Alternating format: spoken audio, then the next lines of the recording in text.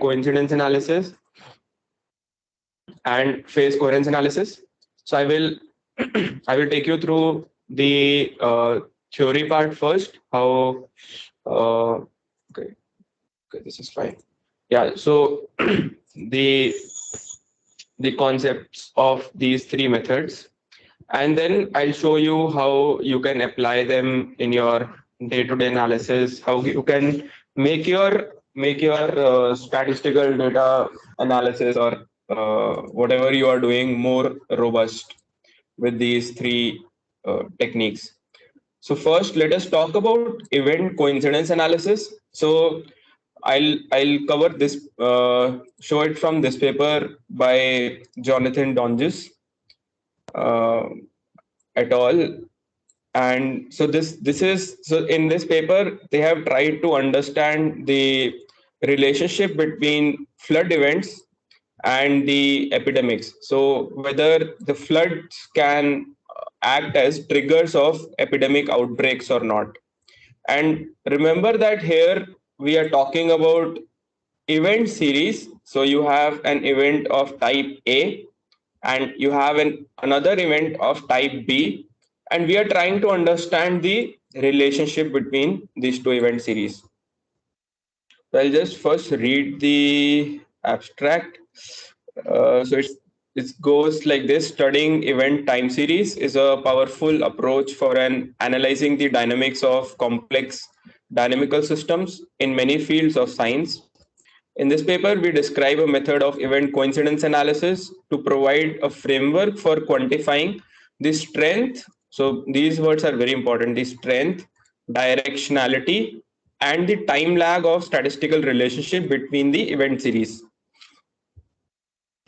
So event coincidence analysis allows to formulate and test null hypothesis on the origin of the observed interrelationships, including tests based on Poisson processes or more generally stochastic point processes with a prescribed inter-event time distribution and other higher order properties.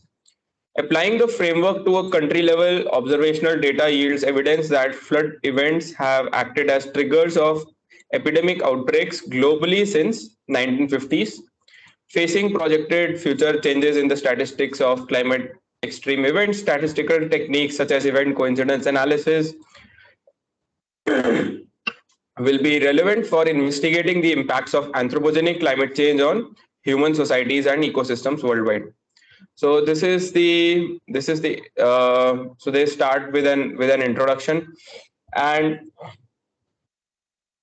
okay, so we'll go through this. So the time series of events or event series here is defined as an ordered set of n event timings. So we are basically saying that we have an event series, and what is the time at which each event took place. So that time we are basically noting down. So we have an ordered set of n event timings. So the first event took place at time t1, the second event took place at time t2, and the nth event took place at time tn. And these are the subject of study in many fields of science. In this paper, such event series are considered as binary, that is, amplitude associated to the event timings ti are either not available or are not taken into account in the analysis. There are many real-world examples of event series of this type, including photon arrival times in physics, neuronal spikes in neurosciences, exchange of messages on communication networks in social science, or timings of climatic extreme events, and armed civil conflicts in climate impact studies. So more recent studies have focused on investigating statistical properties of single event series or point processes such as inter-event time distributions. For example, the analysis of human online communication reveals that waiting times between text messages do not follow an exponential distribution from as expected from an uncorrelated random process. Okay. So we will move on to the methodology. So just keep this figure in your mind. So this is a schematic illustration of event coincidence analysis. for quantifying statistical interrelationships between two event series A and B for the case of precursor coincidences. The assumption to be quantified and tested for is that events in B, so events in B are precursors of events in A. So you just pick up an event in A, take a tau t, okay, and then you have a window delta t. So for the events in A, we are trying to quantify whether the events in B are precursors or not. Okay, so focusing on an event in series A,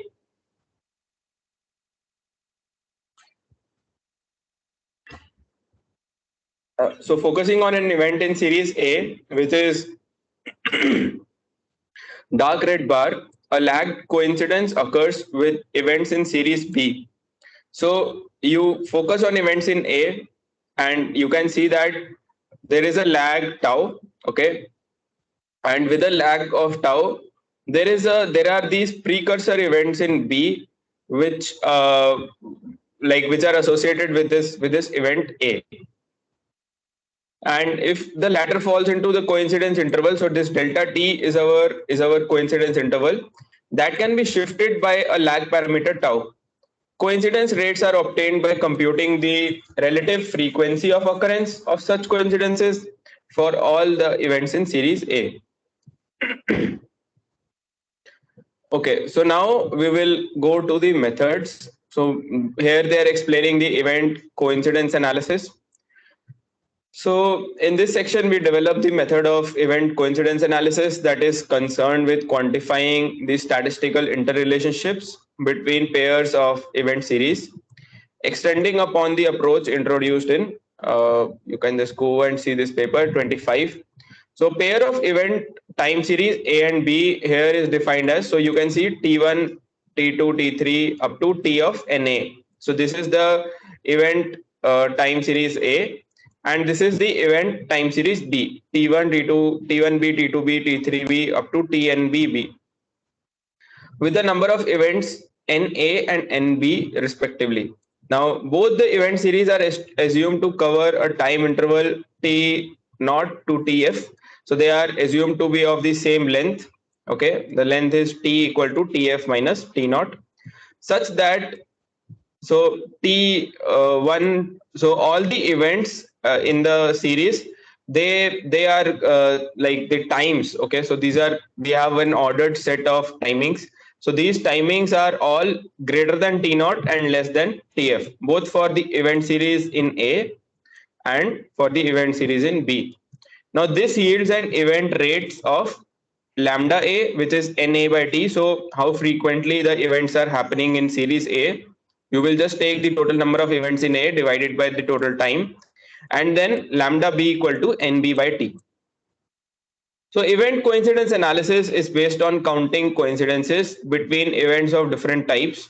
In the following, the assumption to be quantified and tested for is that events in B precede events in A, which is related to a possible causal influence from B to A type events.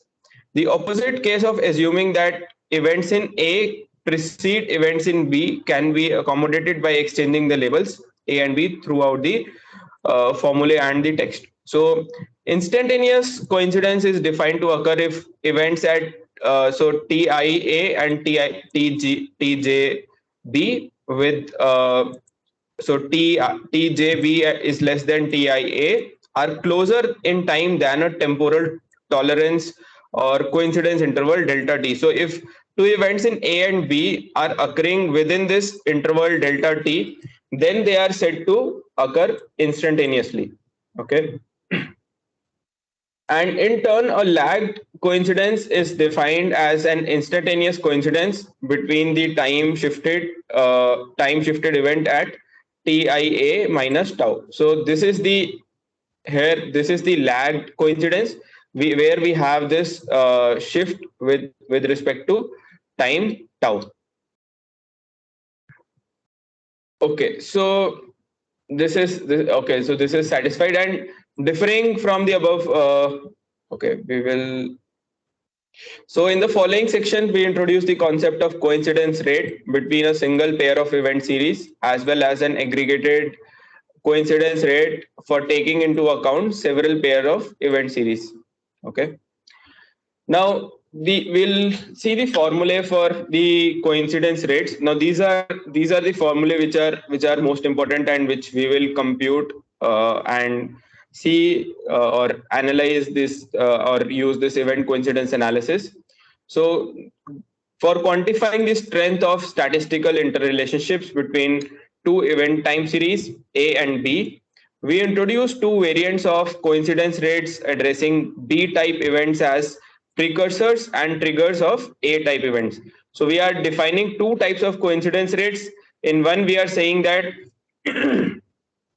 the B type events are precursors of A. So basically, in this case, you have to pick up the event in A and then you have to check whether the events in B are precursors to event in A. And then the next, so this is known as the precursor coincidence rate. The another type of coincidence rate is called as trigger coincidence rate. So in trigger coincidence rate, you will pick up events in B and you will go forward and you will check whether the events in B are triggering events in A or not. So these are the two coincidence rates. So in the first case, the precursor coincidence rate. So the formula for precursor coincidence rate is 1 divided by Na. So Na is the total number of events, and you basically take a sigma I equal to 1 to Na, and then you take this you take this heavy side function. Okay, so this basically is simply, you can think of it as like some kind of, we are trying to count the number of events which are precursors to the event in series B, so precursors to the event series A. So you have to compute tau IA minus so TIA minus tau minus TJB, and you have to go through all the events in B for each event in A. So you are basically picking up each event in A and looping over each event in B. So this measures the fraction of A type events that are preceded by at least one B type event. Here theta denotes the heaviside function. So if which is defined as theta x equal to 0 for x is which is less than 0. So if x is less than 0, this entire term will be 0, and if x for all x which are positive, this is equal to 1. And one I, the indicator function of the interval I. And in the second case, the trigger coincidence rate is defined as, so you have to basically loop over, you have to go through each event in A now.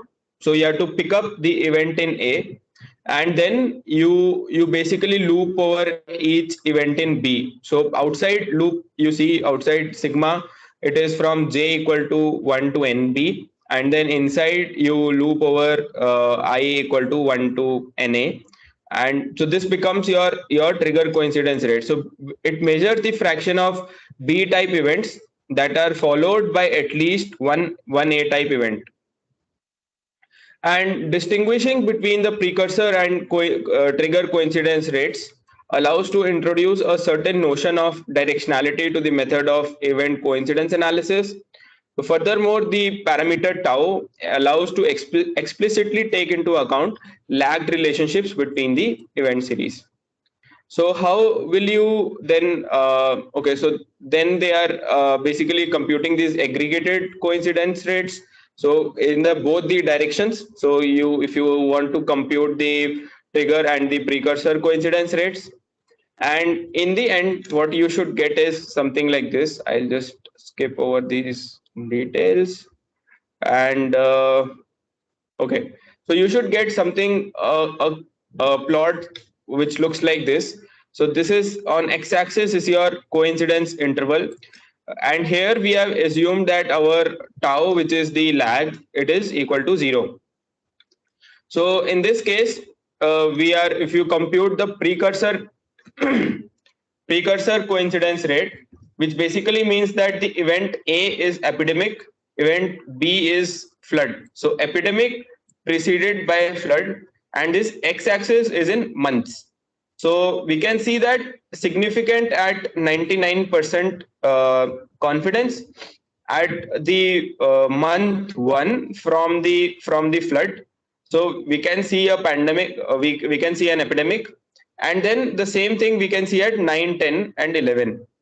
So, and when you compute the precursor coincidence, okay, so this is similar for the precursor and the trigger coincidence rate. So in trigger coincidence rate, so you have epidemic, which follows flood. So basically flood is triggering the epidemic. So we'll read the explanation for this. So figure 3 displays coincidence rates aggregated over all countries with available event data for coincidence intervals delta t ranging from 0 to 24 months. While delta t equal to 0 implies considering coincidences within the same month, a 24 months window counts coincidences between 0 and 24 months after a flooding event, respectively. So for the risk enhancement test, we find that about 20% of all the epidemic outbreaks have been preceded by a flooding event within a month before the outbreak. Our corresponding results indicate that floods robustly contribute to this outbreak risk. While no direct causal attribution is possible based on this test, the trigger test also robustly suggests a possible causal relationship. And we find that about 7% of all flooding events have been followed by an epidemic outbreak in the next month, which is significant at the 99% level. So then they are doing this for finding out the trigger coincidence rates. So these are the trigger coincidence rates at delta t equal to 0 and delta t equal to 12 months. And these are the number of floods, and these are the number of epidemics. Okay, so this was about the event coincidence.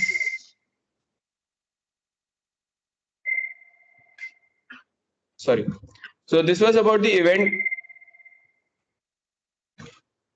event coincidence analysis. So for doing the event coincidence analysis, they have released this official R library. It's called CoinCalc.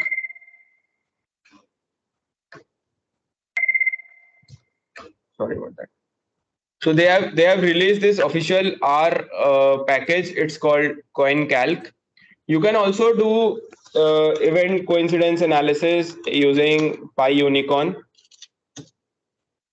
So PyUnicorn has got this. Okay.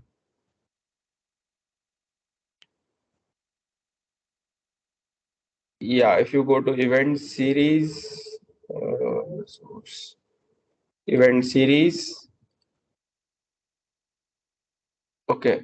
So this you can also do this in Python, and here they provide this codes for event coincidence analysis. If you have two event series, so you have here they define this event series class, and let's see this ECA function. Yeah. So this is the event coincidence analysis. So ECA coincidence rate. Okay. So you can just go here and compute the event precursor coincidence rates and trigger coincidence rates. There is even a better thing for this. No, this one. Source code. Yeah. So you can see this one. This is a function which computes the precursor and trigger coincidence rates of two event series X and Y. So here it takes in these event series, which are 1D NumPy arrays, and event series X, event series Y. You have to give the delta t, and you can give a tau, and then these are the other parameters, ts1 and I think these are the must be the significance levels, ts1 and ts2. So this function basically returns the trigger and precursor coincidence rates.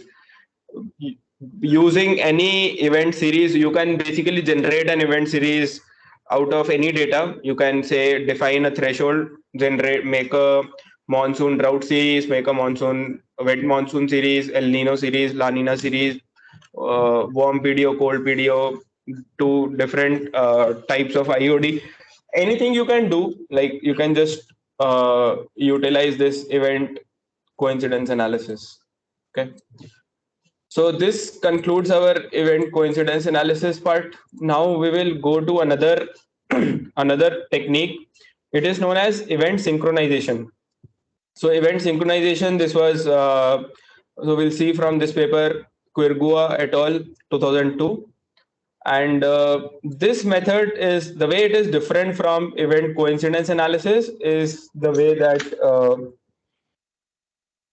you can only tell about whether the two event series are synchronized to each other or not. You cannot tell about the direction. You cannot say that floods lead to epidemics or vice versa. So I'll just, yeah, so here they propose a simple method to measure synchronization and time delay patterns between signals. It is based on the relative timings of events in the time series, defined example as local maxima. The degree of synchronization is obtained by the number of quasi-simultaneous appearance of events, and the delay is calculated from the precedence of events in one signal with respect to the other. Moreover, we can easily visualize the time evolution of the delay and synchronization level with an excellent resolution.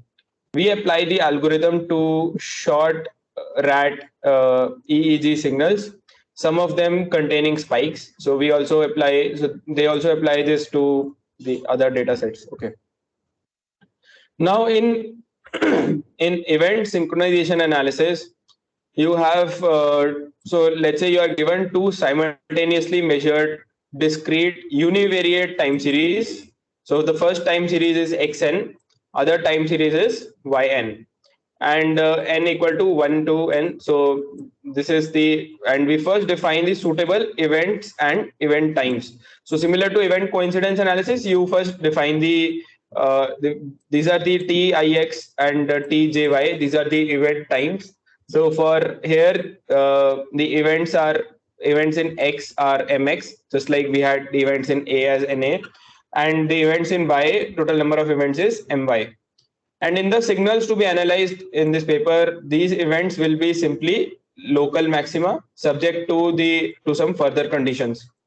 If the signals are synchronized, many events will appear more or less simultaneously. Essentially, we count the fraction of event pairs matching in time, and we count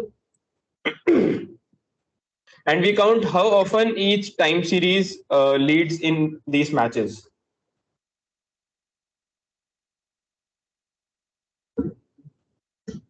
So we will first okay. So what we will compute here is this thing, this number c x such that y. So what is the, like you will basically count the number of events in x conditional to the event that has happened in y, and you will loop over or take a sigma over all the events in x, which is the outside loop. The inner loop will be take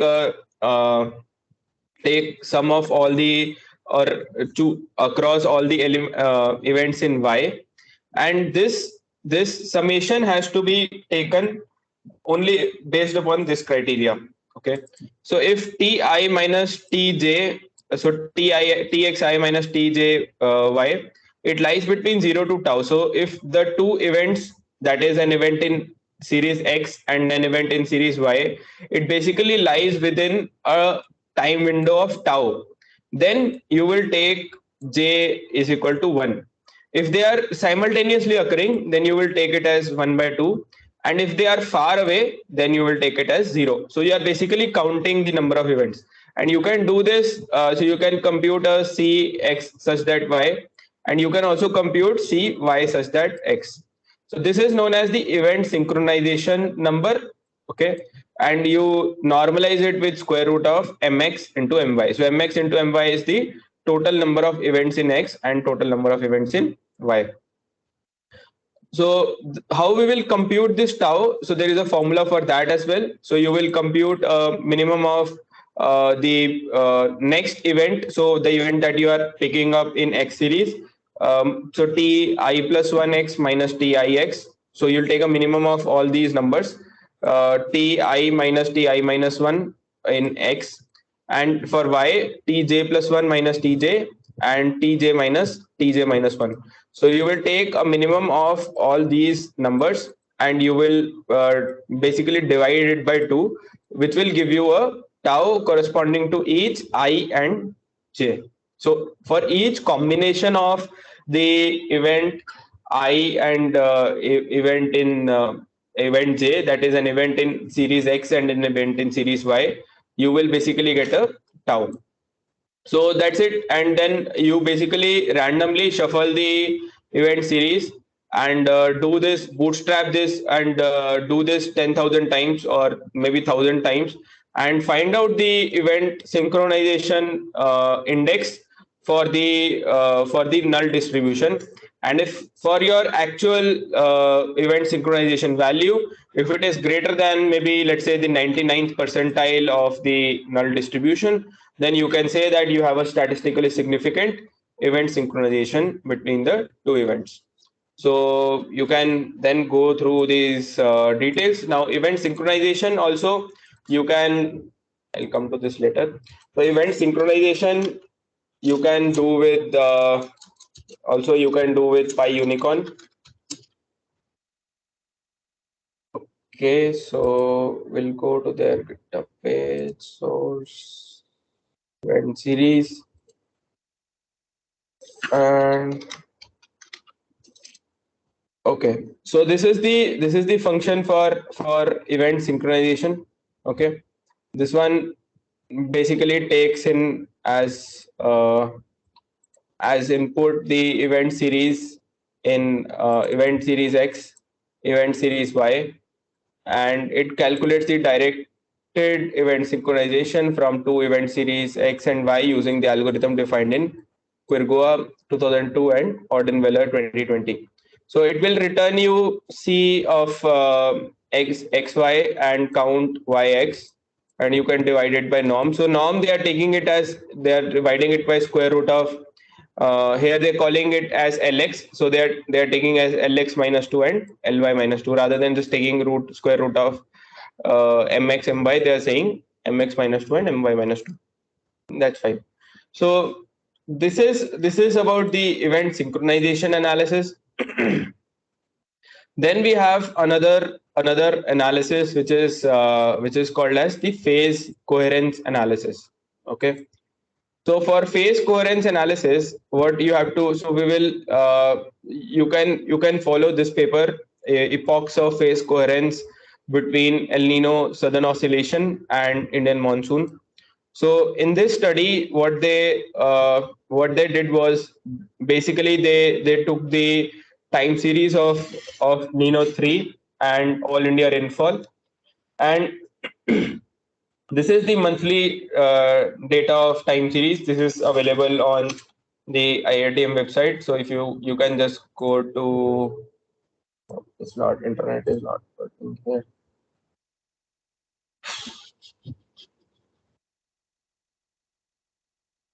Just give me a moment. Yeah, so for those of you who don't know, this data is hosted by the All India rainfall data is hosted by IITM on the website, and yeah, downloads meteorological data. No, not this one. Yeah, Yeah, anyways, I mean, I am not able to find that now. So this data you can find it from IITM website. So in for phase coherence analysis, I would strongly recommend you to go through this book. It is called Synchronization, a Universal Concept in Nonlinear Sciences. It's by Pikovsky and Rosenblum and Kurz. So they are talking about, they basically talk about oscillators and chaotic oscillators, self-sustained oscillators. They talk about the phase of a system. And uh, so one of them, Jorgen Kurz, is an author in this paper. So what they say is that, so this paper was published in 2005, and before this, so there was an El Nino in 1997, which did not lead to a drought, and there were studies which said that ENSO and monsoon relationship is breaking down. So this study, what they said was that this relationship is not linear. It doesn't happen always. It is an epochal relationship. Epochal means it happens in during certain times, but those epochs are long enough. For example, this epoch from 1880s to around 1905, and from 1960s to 1980. So these are 20-year epochs. In these epochs, the each El Nino was associated with the monsoon drought, and each La Nina was associated with the monsoon. So if you can tell exactly, so for a background, or for around every 10 El Ninos, 6 to 7 to 8 monsoons are dry monsoons, or there are droughts over India. But we don't know what might happen in other times. So if we already have a warm SST over the Pacific, if you have to tell what will happen to the monsoon, it basically depends upon that the Enso monsoon teleconnection. So in phase coherence analysis, so what they did was they basically took the time series of Nino 3 monthly time series, and all India rainfall monthly time series. So they first filtered these time series to remove the intra-annual oscillations. So only the inter-annual component is retained. Then they computed the Hilbert transform of these time series. So when they computed the Hilbert transform, so they plotted this is shown for the Nino 3 time series. So I'm explaining with this paper, but this is the process for phase coherence analysis. So they first low pass filter the data in spectral domain. A smooth function dampens the frequency. So greater than zero point 0.7 per year is chosen. So you first filter the data, and then they estimate the derivatives with second order differencing scheme, and running mean with window width of 2L plus 1, which is equal to 13. Now, next they embed by Hilbert transform with the phase defined according to equation 3. So they first embed in Hilbert transform, and when they embed with Hilbert transform, they find out on the y-axis you have the imaginary component, and on x-axis you have the real component. So you can see that these are the trajectories of your system, of your Nino 3 signal. Now you can very clearly see here that this is oscillating around a common attractor. So the Nino 3 system, it is basically like an oscillator. You must have studied from your other classes that ENSO has got a time scale of, so it has a time scale of 2 to 7 years, right? And El Nino will recur every 2 to 7 years. Same for La Nina. So they are an oscillation. Now we established that this Nino 3 signal, the derivative, the Hilbert transforms of the derivative, it is an oscillator. Similarly, you have to establish that for the all India rainfall series, or any other series which is corresponding to another system. Once you establish that the two systems are oscillatory, you can apply all the theories of synchronization to these two systems. because synchronization, all the concepts you can apply to for those of you who remember simple pendulums from your, let's say, 11th or 12th class in school. So if you remember, you used to compute the amplitude, the phase, right, the speed, so the angular velocity. So you can, so those concepts, and then yeah, there are this theory of synchronization. You can apply all the concepts of synchronization to a system which you have established that it is an oscillator. Now, once the system is an oscillator, you can basically compute the phase of the system. So what we do, so we say phi equal to tan inverse of y dot. So this is the derivative of y divided by derivative of x. So this is the imaginary part by real part in the Hilbert transform. So this is the phase computation. And now you unwrap the phases by adding 2 pi after each oscillation. So you will get something like this. Okay, so here Nino 3 corresponds to the solid line, the monsoon corresponds to the dotted line. Okay, so these are the unwrapped phases of your two systems. And if you subtract these two instantaneous phases, what you get is something known as this plot. It is known as the phase difference plot. Now, in the phase difference plot of any two series, from the phase synchronization theory, if you get these kind of plateaus, you can very clearly say that the two systems are coupled to each other. So in this study, they said that Enso and Monsoon, their relationship is not breaking down. They are basically coupled to each other.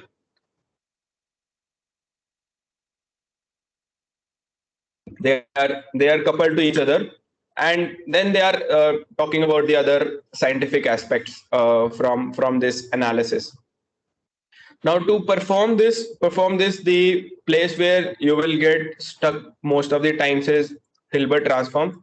Hilbert transform is very easy. You can just search for NumPy Hilbert transform, or SciPy. NumPy also will use SciPy only.